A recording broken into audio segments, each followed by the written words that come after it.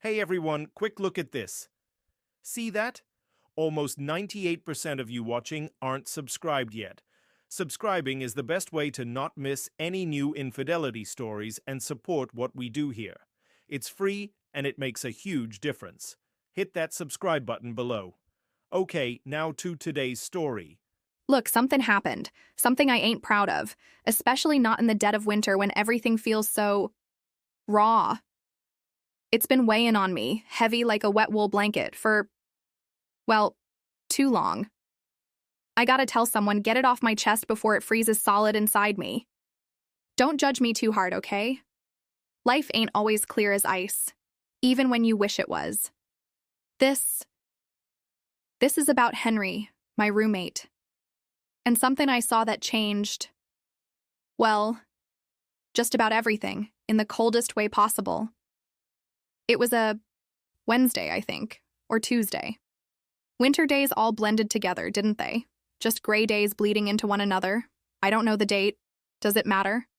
It was just a miserable, lousy winter day, the sort you'd want to cover up with a blanket and forget about. I lived in a cold, drafty, low-rent house that subsidized winter bills.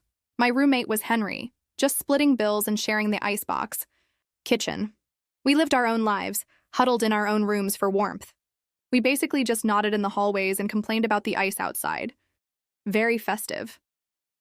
Henry was quiet like winter. He kept to himself most of the time, working a computer task and tapping away on his computer, likely utilizing its heat to warm himself up. I did not know anything about him and had no desire to. He paid rent promptly and rendered the bathroom vaguely livable during winter. That's all anyone could do to survive until spring. We were not friends, just two people sharing a sanctuary from the blizzard, like squirrels in a tree sleeping, pretending to be human. If that makes sense. Probably not. It's winter brain. Anyway, this day I came home early from my shift at the diner. Snow was coming down in fat flakes, sticking to everything. My boots were wet, fingers cold inside gloves, and I just needed to get warm on the couch with rubbish television and thick hot chocolate. The house was too quiet for a winter's afternoon. Henry typically played low electronic sounds, like wind, chimes in a junkyard. Today, however, there was just the buzz of the wind rattling the windows. I walked by Henry's room, where the door was always shut tight against the cold. He was private, like an ice fisherman in a hut. It was open a little. Today, an inch or two, letting in a sliver of light and some warmth. I didn't pay it any mind, figuring I had just forgotten to shut it all the way. I was heading straight for the couch. There was something that stopped me for a beat. The chill coming from beneath his door was strangely inviting in this cold, drafty spot. I looked out, curious as when you hear crunching noise in the snow. It was not a bear, it was Henry, and he was not alone. There was someone else in his room, dark against the faint winter light. Henry was also moving, but not merely to keep warm or get the kinks out. It seemed personal, very intimate, like something you don't expect, particularly through a crack in the door when you were only hoping to unwind and watch television before the darkness of winter. My brain froze, as though a puddle had iced over in a second. It was like trespassing on something that wasn't right, like catching Santa in July. I felt guilty for even peeking, like tracking snow in without wiping my boots. It was his door that was open, not me snooping. Okay, maybe a bit. It wasn't right.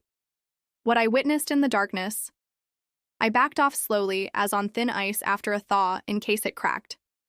My heart beat like a trapped bird in a cage. I went to the couch on schedule. The TV was just static. I could only glimpse what I saw. In the shadows, Henry with somebody in the darkness of winter. It was gross, like finding a dead mouse in the pantry. Yet my stomach fluttered. Not from hunger, but something stranger.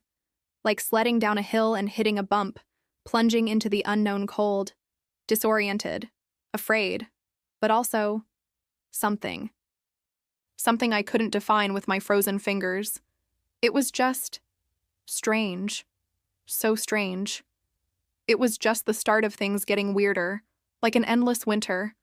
Much weirder, like finding spring in January. And after that period in the winter gloom, everything was different. Nothing was done out in the open snow, but inside the house, the air was colder, as if ice sculptures would be able to be formed. Or maybe it was just I who was colder inside. Perhaps I was just imagining things, winter getting my brain all cloudy. But I don't reckon so. It was real. The cold in the air, in and out. Henry didn't say anything. He was as quiet as a frozen lake under snow.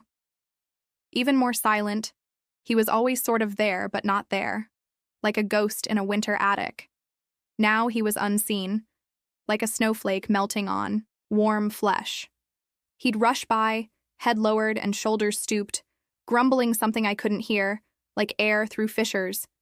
He ceased leaving his room door open at all, even slightly ajar, closing himself off like an igloo, as if he was hiding something in the long winter night, which I suppose he sorta was, hiding whatever I'd seen in the dim winter light. As for myself, I was a wreck, like a snowbank after a plow. I reran that tiny moment again and again in my mind, such a stuck record on crackling old vinyl. Night after night, even when I was attempting to sleep in the chilly bedroom, like a damaged record stuck on the same winter blues. I tried to forget, to act as if nothing had happened, as if spring was coming and this was just a horrible winter dream. But it would not leave my mind, clinging there like frostbite to bare flesh. It wasn't only the thing in the shadows. It was that weird winter tickle in the bottom of my stomach, like swallowing a snowball. Embarrassing, like wearing cartoon mittens as an adult. Gross, like finding freezer burn on something you were anticipating eating. Beneath that was something else, like sunshine beneath the ice. Interesting, like a January robin, where it doesn't belong but is interesting. Forbidden. Like biting snow when your mom tells you not to, or looking at what you're not supposed to, but can't help yourself.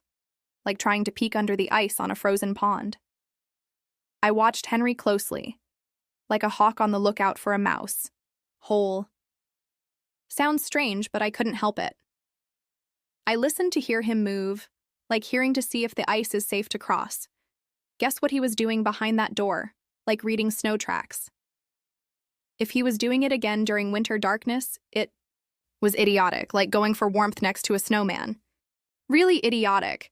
I could not help but think about it, like not feeling cold while standing outside in February wearing just a shirt. I caught myself seeing him differently. A landscape after snow and not quite recognizable. Before he had been just Henry, my roommate, winter furniture. Now he was Henry, hanging back. He had a secret, like storing firewood out of sight when the rest of the world was cold. A dirty secret, like slushy snow on the side of the sidewalk. I was the only one who knew, like finding a patch of unfrozen ground in the backyard. That gave him an allure, like an oasis in an ocean of frozen dunes.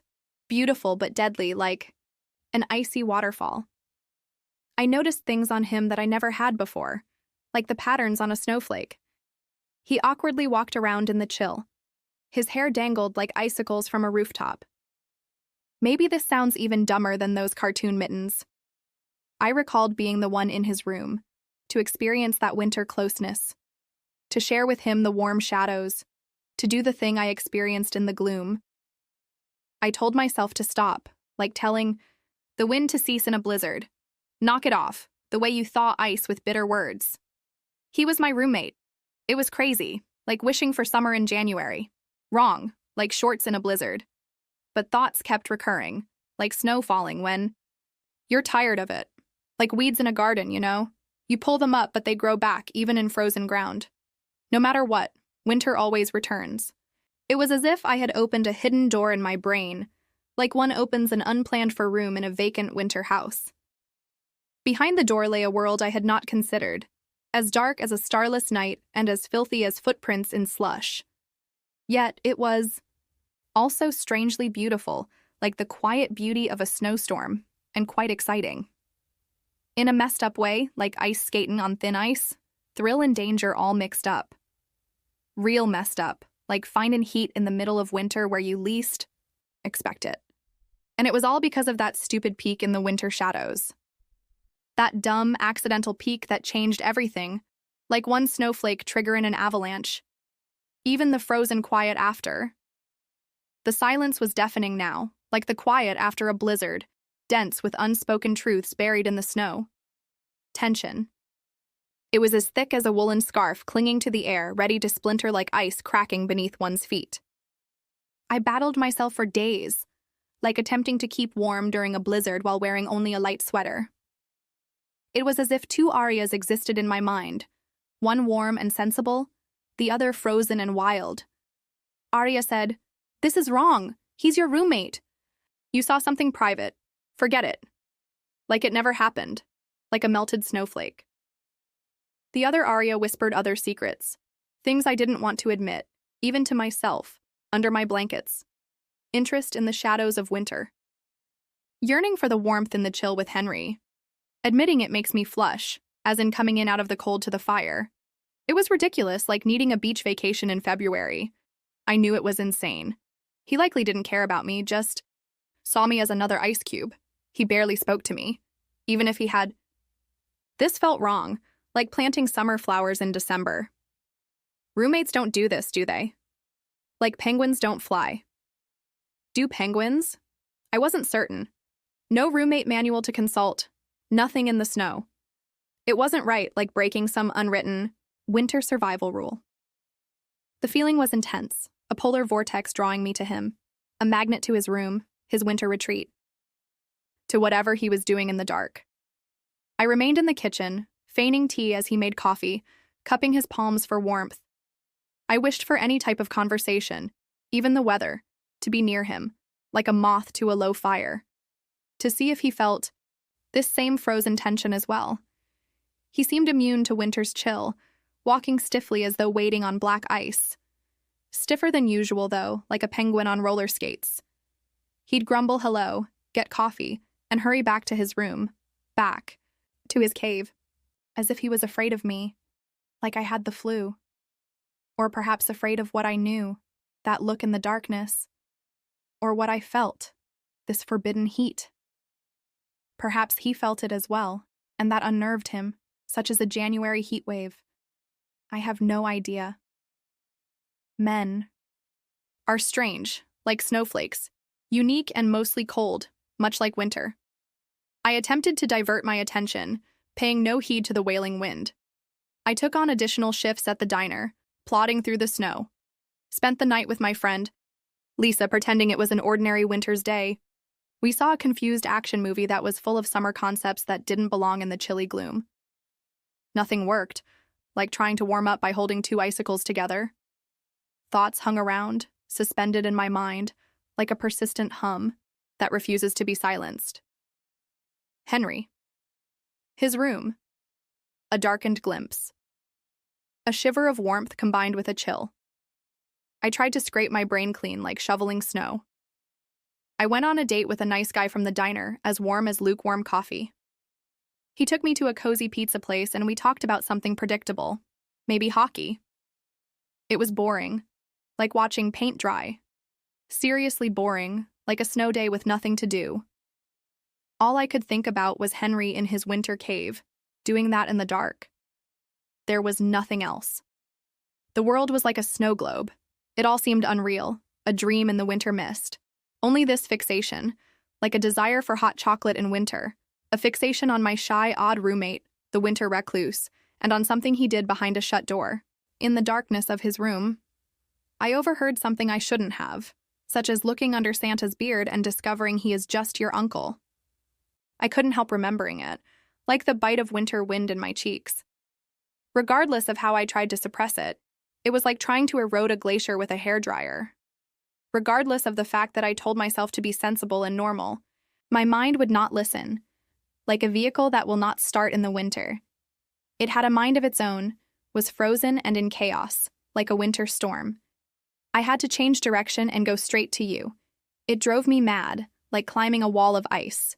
Barehanded, I approached his door, his cozy refuge in winter, closer like a moth to a flickering light. I knew it wouldn't last, like thin ice can't hold. But I couldn't help myself, like snow in the winter that falls. Having fought the freeze, I was worn, out from it. I was just tired of being cold, too inquisitive for my own sake, questioning whether pond ice is really so thin. It was Friday night, Finally felt like weeks since the last one in this endless winter. Weekends at the diner were always crazy busy, even in the snow. People still gotta eat, mostly comfort food to fight the cold, but at least the tips were good, like a little heat in the freezing day. I was exhausted, smelling of burgers, wanting to fall into warm blankets. But going home to that dark, cold house felt daunting, like stepping into a long winter's night alone. Not anymore. With all this buzzing in my head like frostbite in my fingers. I came back to a cold, dark house, saving on heat, I presume. Henry's light shone under his door, a band of warmth in the freezing hallway. He was probably in, typing away on the computer, music playing quietly, attempting to get warm and let winter be forgotten.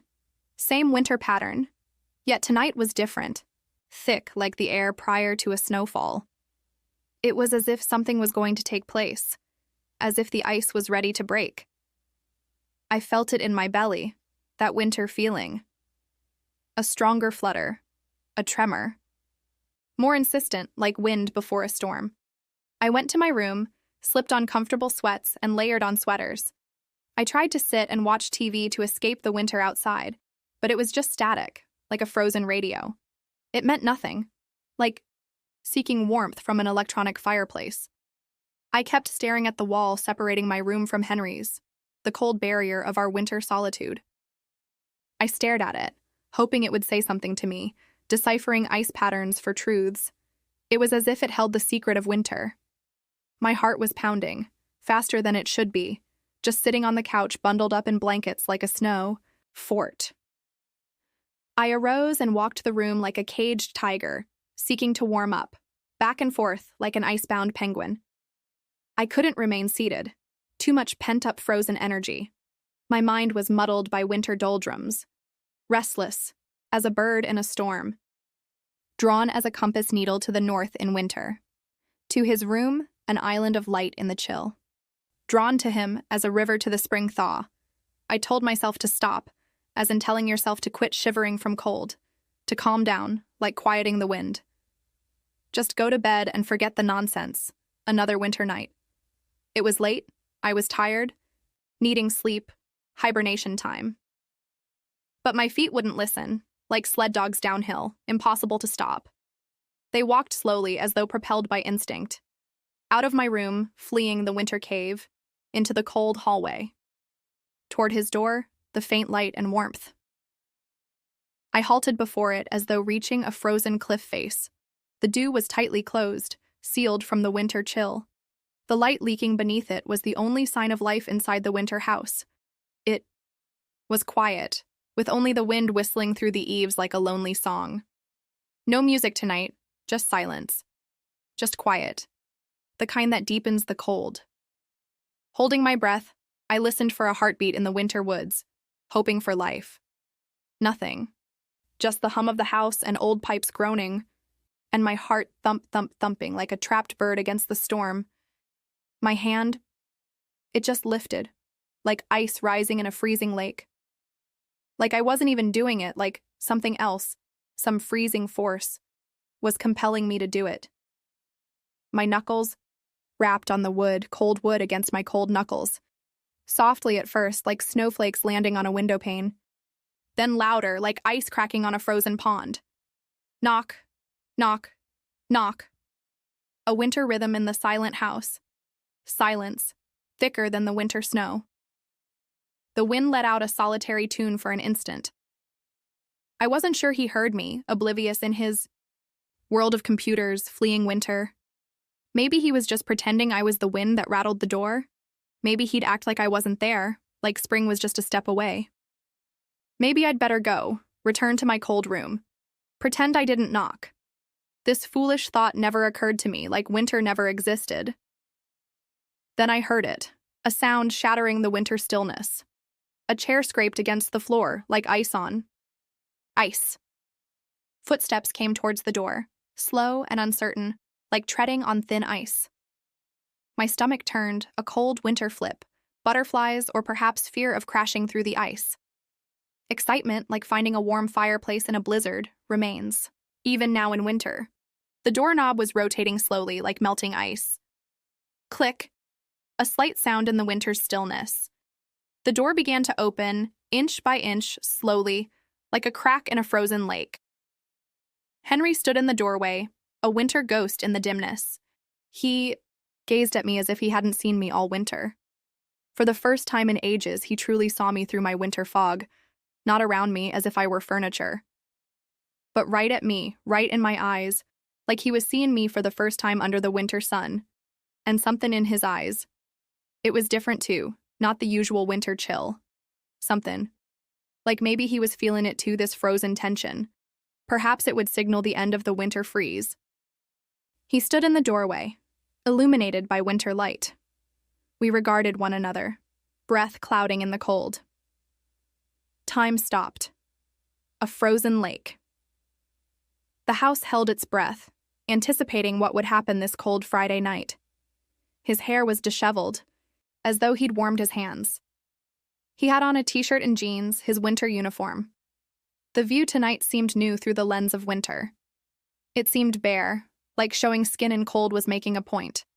Probably just winter clothing, but the stillness gave it gravitas. His eyes darkened as winter nights continued.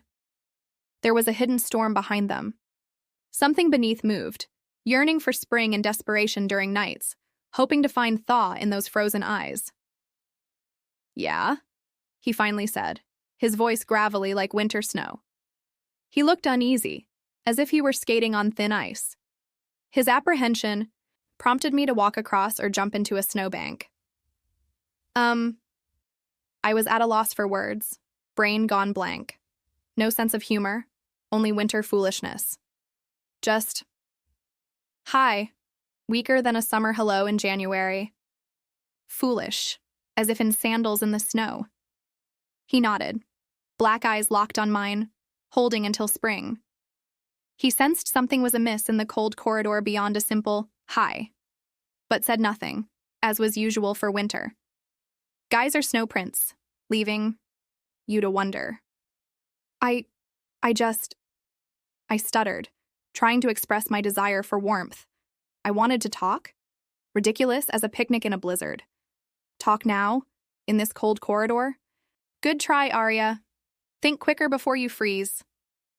He raised an eyebrow, signaling he wasn't buying it in the winter light. Small talk seemed deeper during the blizzard, like a thaw was imminent. That winter evening, I did something insane. Maybe I needed warmth that badly. It came out like a winter breath, long held and finally exhaled. I crossed the thin ice between us, like melting ice on shores. It felt warmer, too, seeking heat in a blizzard.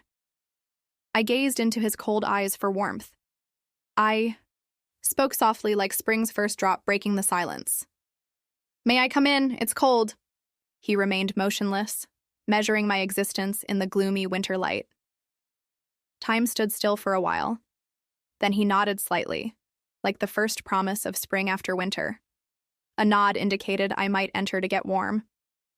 I came in out of the chilly hall. I walked into his room, and he retreated like spring during winter. Our arms touched lightly, causing a spark in the darkness to come alive, unfreezing something. I knew it was the winter turning point. We had broken the ice and cracked the surface. Nothing would ever be the same after this winter. The dark room was lit blue from his computer, with the shadows of the lamp cast on the floor. I caught a whiff of fresh laundry and heat, him, among the cold. I stood before him, holding on to the winter wind as he shut the door, closing out the cold. Winter surrounded us in his room. There was suspense, thick like frost on the windows. It was something to be experienced, an electric shock. He moved, breaking the silence, coming on like spring's thaw. He stepped nearer, inches away from me as sunlight through winter clouds. I felt his breath, warm, in the cold. His eyes were warm embers on a winter night. So close. I could kiss him as leaning into a fire. I don't know who started it. Maybe we were drawn to one another like cold and heat during winter. It just happened. A normal result of the cold. This thaw was meant to be. From that winter glimpse, we were drawn together. It started when I saw something I shouldn't have in his winter room. Our lips met, winter lips colliding, not gently. Definitely not a light kiss. It wasn't sweet or cozy. It was a starving desire for warmth. Marooned. In the blizzard, we yearned for something more than silence. That's when there was a thaw and a kiss, a spark to set a flame. It altered everything, as spring does winter, thawing ice between us. It started with a glance through a crack of light. A little ice crack gave way, breaking the freeze. It could ruin everything or spark something new. Thawing snow is unpredictable, beautiful, but messy. It's quieter than quiet. I must decide now as winter thaws. Was it worth breaking the ice? I could perhaps have walked on thin ice. Fog of winter hangs around, so I don't know. I will know before long as days lengthen. I have to determine if this thaw is spring or additional slush. Thanks for watching. Do you like these infidelity stories? Drop a comment below. Subscribe to the channel and turn on notifications so you don't miss any new cheating wife stories.